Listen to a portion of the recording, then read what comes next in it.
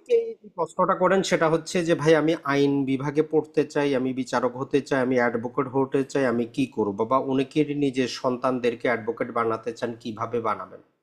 তো দেখেন, বাংলাদেশে প্রচলিত যে পদ্ধতিগুলো আছে, সর্বপ্রথম আপনার অ্যাডভোকেট হওয়ার বা বিচারক হওয়ার আগে আপনার একটা শিক্ষাগত যোগ্যতার প্রয়োজন। আমরা সেটা নিয়ে আলোচনা করি। বাংলাদেশে আপনার অ্যাডভোকেটশিপ করার জন্য যদি আমরা বলি অথবা বিচারক হওয়ার জন্য, সর্বপ্রথম হচ্ছে উচ্চ মাধ্যমিক পাশ করার পরে নর্মাল যে পদ্ধতি, স্বাভাবিক বা রেগুলার যে পদ্ধতি, সেটা হচ্ছে আপনি 4 বছরের কি করবেন, একটা আইন বিষয়ে স্নাতক ডিগ্রি নেবেন। সরকারি বিভিন্ন ভার্সিটিতে আছে। ঢাকাতে ঢাকা ভার্সিটি, জগন্নাথ, জাহাঙ্গীরনগর, রাজশাহী, কুষ্টিয়া, চট্টগ্রাম, বিভিন্ন জায়গায় খোঁজ নেন, সরকারিগুলোতে ভর্তি পরীক্ষা দিয়ে যদি চান্স পান, আইন বিভাগে আপনি পড়তে পারবেন। এটা ছাড়া বেসরকারি ভালো ভালো কিছু ভার্সিটি আছে, সেখানেও আপনি আইন বিভাগে পড়তে পারেন। এটা হচ্ছে আপনার একটা স্বাভাবিক পদ্ধতি। এটা ছাড়া দেশের বাইরেও যদি আপনি এমন কোনো বিশ্ববিদ্যালয়ে পড়াশোনা করেন যেগুলো বাংলাদেশ বার কাউন্সিল অনুমোদন করে 3 বছর মেয়াদি, বিশ্বের যে কোনো প্রান্তে ল বিভাগে যদি পড়াশোনা করেন, বাংলাদেশ বার কাউন্সিল যদি ওই ভার্সিটিটাকে রেকগনাইজ করে, তাহলে ওইটা দিয়েও আপনার আইনের স্নাতক হয়েছে বলে ধরে নেওয়া হবে।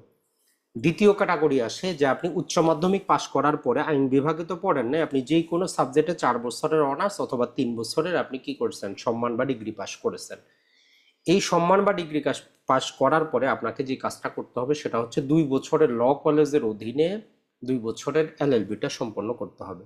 তাহলে 4 বছরের এলএলবি, 3 বছরের দেশের বাইরের এলএলবি, 2 বছরের ল কলেজের এলএলবি, এই সবগুলাই আমাদের যোগ্যতার মাপকাঠির মধ্যে আসবে। এটা ছাড়া আরেকটা পদ্ধতি যেটা আসে, যাতে পড়াশোনায় গ্যাপ দিয়েছেন, উন্মুক্ত বিশ্ববিদ্যালয়ের অধীনে কি করা হয়, 4 বছর মেয়াদি কিন্তু এলএলবি হয়। আপনি যদি উন্মুক্ত বিশ্ববিদ্যালয়ের অধীনে 4 বছর মেয়াদি এলএলবি করেন, এটাও একটু ক্রাইটেরিয়া, কোনো সমস্যা নেই। তো আপনার আইন বিষয়ে 2 বছর হোক, 3 বছর হোক, 4 বছর হোক, আইনের ডিগ্রিটা আসতে আপনার এই ডিগ্রিটা হয়ে গেল। এরপরে যেটা হচ্ছে, বিচারক হইতে গেলে আপনার রেজাল্টটা একটু দেখতে হয়। কিন্তু অ্যাডভোকেটশিপ হওয়ার ক্ষেত্রে আপনি আইনে পাস থাকতে হইলেও আপনার first grade, second grade, third গ্রেডটা অতটা দেখা হয় না। এখন বিচারকের ক্ষেত্রে যেহেতু সরকার ফিক্সড নিয়োগ দেয়, তো এই জন্য এক্ষেত্রে হচ্ছে যে আপনি পাশ করলেই হয় না, এক্ষেত্রে আপনাকে প্রথম 100 বা 102 যতজন তারা চায় এর মধ্যেই থাকতে হয়। তো বিচারক হিসাবে আপনি নিয়োগ পেতে চাইলে অনেকগুলা সাবজেক্ট আছে, সেটা আমরা আরেকটা ভিডিওতে আলোচনা করবো। আজকে জাস্ট অ্যাডভোকেটশিপেরটা আমরা দেখি। অ্যাডভোকেটশিপের যে মূল কাহিনীটা হচ্ছে সেটা হচ্ছে, আপনি যখনই আপনার কি হইলো, এই যে 3 বছর, 2 বছর অথবা 4 বছরের যে ডিগ্রিটা পেলেন, তখন সর্বপ্রথম আপনাকে 6 মাসের একটা শিক্ষানবিশ চুক্তি করতে হয় এমন একজন আইনজীবীর কাছ থেকে, যিনি 10 বছর যাবৎ প্র্যাকটিস করতেছেন, তার সাথে আপনি অ্যাটলিস্ট 6 মাস যাবৎ প্র্যাকটিস করতেছেন আদালতের বাস্তব কার্যক্রম, যাকে আমরা বলি যে পিপিএস অথবা শিক্ষানবিশকাল। এরপরে যখন বাংলাদেশ বার কাউন্সিল এমসিকিউর জন্য বিভিন্ন প্রকার, যদি আপনার 6 মাস অতিবাহিত হয়ে যায় রেজিস্ট্রেশনের, আর যদি আপনি এরই মধ্যে যদি সার্কুলার আসে, আপনি 100 মার্কের 7টা সাবজেক্টের উপর কি করতে হবে, পরীক্ষা দিয়ে 50 অ্যাটলিস্ট পাইতে হবে। 7টা সাবজেক্ট যদি আমরা একটু মনে করে দিই, সেটা হচ্ছে যে আপনার ফৌজদারি কার্যবিধি, দেওয়ানি কার্যবিধি, দণ্ডবিধি, সাক্ষ্য আইন, সুনির্দিষ্ট প্রতিকার আইন, এবং হচ্ছে তামাদি আইন, আর হচ্ছে Bangladesh bar council rules and order. এই 7টা সাবজেক্টের উপর আপনাকে 100 মার্কের এমসিকিউ দিয়ে 50 পেতে হয়। সেখানে পাশ করলে এখন 100 মার্কের লিখিত চলে আসে আপনার। লিখিততে পাশ করলে আপনার 50 মার্কের ভাইবা, সেখানে 25 পাইলে আপনি একজন অ্যাডভোকেট হিসাবে বাংলাদেশের যে কোনো আদালতে আপনি প্র্যাকটিস করতে পারবেন। এটাই হচ্ছে অ্যাডভোকেট হওয়ার মূল জিনিস। তবে অ্যাডভোকেট হইলে আপনাকে কোনো নির্দিষ্ট ফি, বেতন কেউ কিছু দিবে না। আপনার নিজের টাকা পয়সা নিজেকে ইনকাম করতে হবে, এইটুকু মনে রাখবেন। এখন বিচারকদের ক্ষেত্রে যেটা হয় সেটা হচ্ছে, ওটা সরকারি চাকরির মতোই আমরা জানি। জুডিশিয়াল পে স্কেলের অধীনে আপনি একজন সহকারী জজ হিসাবে কিন্তু নিয়োগ পান। মোটামুটি বেতন তাদের মোটামুটি ভালোই, 34,000 থেকে শুরু হয়, সম্মান তো আছেই। এটা ছাড়া আনুষঙ্গিক সরকারি চাকরির মতো সকল সুযোগ সুবিধা কিন্তু তারা পান।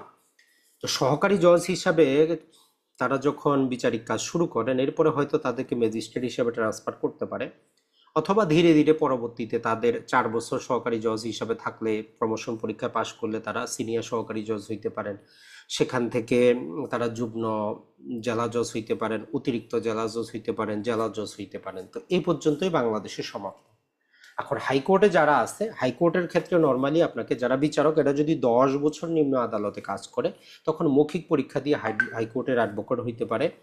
আর যারা অ্যাডভোকেট হয়েছে নিম্ন আদালতের, এরা 2 বছর প্র্যাকটিস করলে অথবা এলএলএম, আর যদি ব্যারিস্টার হয় দেশের বাইরে থেকে তাহলে 1 বছর প্র্যাকটিস করার পর হাইকোর্টে আবার লিখিত পরীক্ষা দিয়ে পাশ করলে হাইকোর্টের অ্যাডভোকেট হইতে পারে।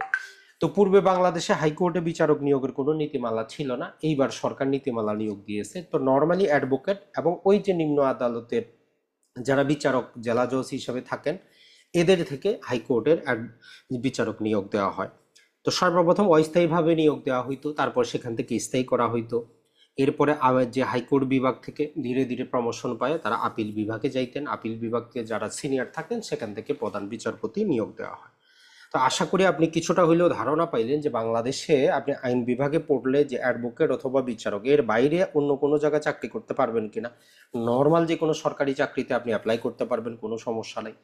ব্যাংকে আপনি লিগাল অ্যাডভাইসার হিসাবে কাজ করতে পারবেন, এছাড়া দেশীয় বেশীয় বিভিন্ন যে লিগাল অ্যাডভাইসার হিসাবে কাজ করতে পারবেন। তার মানে আইন বিভাগে পড়লে যে আপনাকে আইন বা বটতলার উকিল হয়ে থাকতে হবে বিষয়টা এমন না, আপনি অন্য যে কোনো পেশায় কিন্তু যেতে পারেন, কোনো সমস্যা নাই। ভালো থাকবেন, সুস্থ থাকবেন। আসসালামু আলাইকুম।